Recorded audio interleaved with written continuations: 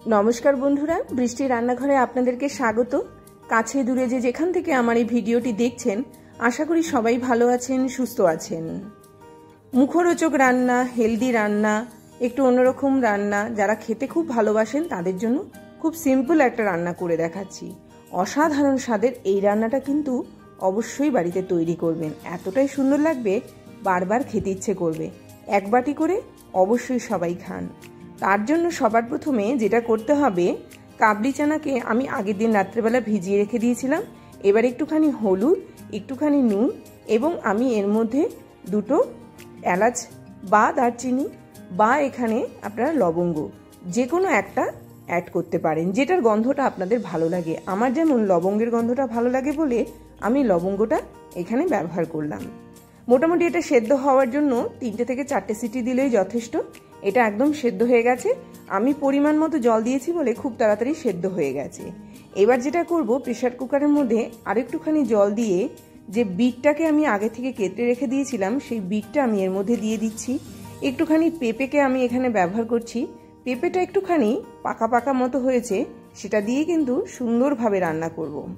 এবারে পেঁপেটা আমি এখানে দিয়ে দেওয়ার পরে সামান্য একটুখানি নুন আমি এর মধ্যে অ্যাড করলাম, সামান্য একটুখানি হলুদ আমি এর মধ্যে অ্যাড করলাম। এবার এর মধ্যে কিছু কাঁচা লঙ্কা দিয়ে দেব। দিয়ে দেওয়ার পরে এর মধ্যে আমি ভালো করে এটাকে সেদ্ধ হওয়ার জন্য নাড়াচাড়া করে দিলাম। করে দেওয়ার পরে এর ঢাকনা দিয়ে দেব। ঢাকনা দিয়ে মোটামুটি 2টো সিটি দিলেই যথেষ্ট। প্রথমে একটা সিটি দিয়ে দেখে নেব, যদি গলে যায় তো ভালো, নচেত 2টো সিটি দেব। এবারে যেটা করব, সেটা যখন এটা একদম ভালো করে নরম মতো হয়ে গেল, তারপরে কড়া আমি বসিয়ে দেব। কড়া বসিয়ে দেওয়ার পরে এবার এর মধ্যে পরিমাণ মতো তেল দেব। খুব বেশি তেল দেওয়ার প্রয়োজন নেই। তেলটাকে সামান্য একটুখানি আমি গরম হতে দেব। তার মধ্যে ফোড়ন হিসাবে এখানে আমি 5 ফোড়ন দিতে পারি, কালো জিরে ফোড়ন দিতে পারি অথবা জিরে ফোড়ন দিতে পারি। 5 ফোড়নটা যখন ভালো করে নাড়াচাড়া হয়ে গেল, এর মধ্যে মশলা হিসাবে হলুদ গুঁড়ো, লঙ্কা গুঁড়ো, জিরে গুঁড়ো এবং একটুখানি আদা বাটা আমি ব্যবহার করলাম। আপনারা ধনে গুঁড়োটাও অ্যাড করতে পারেন।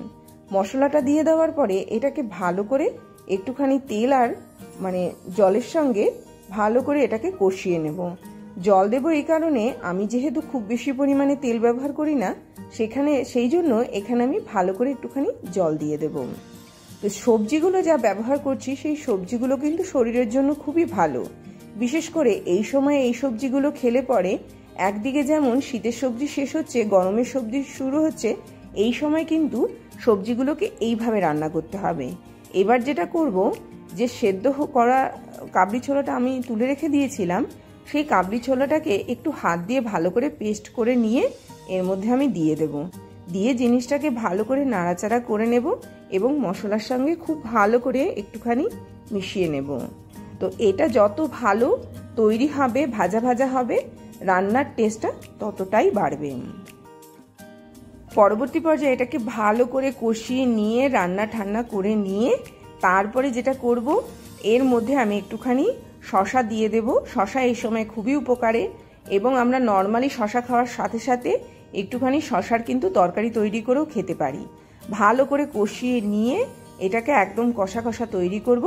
কষিয়ে নিয়ে এটা যখন একদম রেডি হয়ে যাবে, একটুখানি ভালো করে কুক হবে, তখন আমি এর মধ্যে একটুখানি ডালিয়া দিয়ে দেব। বেশি না, খুবই সামান্য একটুখানি ডালিয়া, 2 টেবিল স্পুন মতো দিলেই যথেষ্ট।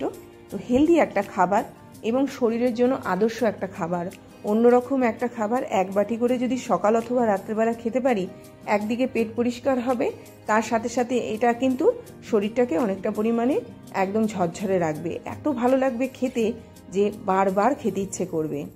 এবারে কষিয়ে কষিয়ে জিনিসটাকে দেখুন একদম রেডি করে ফেললাম। সামান্য একটুখানি জল দিয়ে দিয়ে জিনিসটাকে ভালো করে নাড়াচাড়া করে নিয়ে একদম খুব সুন্দরভাবে তৈরি করে নিলাম। তৈরি করে নেওয়ার পরে এটা আমার যখন একদম রেডি হয়ে যাচ্ছে, তখন আমি যে সবজিটা সেদ্ধ করে রেখে দিয়েছিলাম সেই সবজিটা এখানে আমি অ্যাড করে দিলাম। যে সবজিটার মধ্যে শুধুমাত্র পেঁপে রয়েছে আর এখানে রয়েছে বিট। আবারও জিনিসটাকে ভালো করে কষিয়ে নিতে হবে। কষিয়ে নিয়ে তারপরে আমি এর মধ্যে নুন মিষ্টি অ্যাড করতে পারি। মিষ্টি না দিতে ইচ্ছে করলে শুধু নুন দিতে পারি। মিষ্টির জায়গায় সামান্য একটুখানি গুড় দিতে পারি এবং এটাকে ঢেকে রাখবো। বেশিক্ষণ সময় লাগবে না। ডালিয়া সেদ্ধ হতে একদমই সময় লাগে না এবং এটা খেতে এত অসাধারণ যে শুধুমাত্র এটা খেয়েও কিন্তু সকালবেলা ঘুম থেকে উঠেও আপনারা শুধুমাত্র এক বাটি এটা খেতে পারেন, রাত্রে শোয়ার আগেও কিন্তু শুধুমাত্র এক বাটি এটা খেতে পারেন। এটা খুব প্রয়োজনীয় একটা খাবার।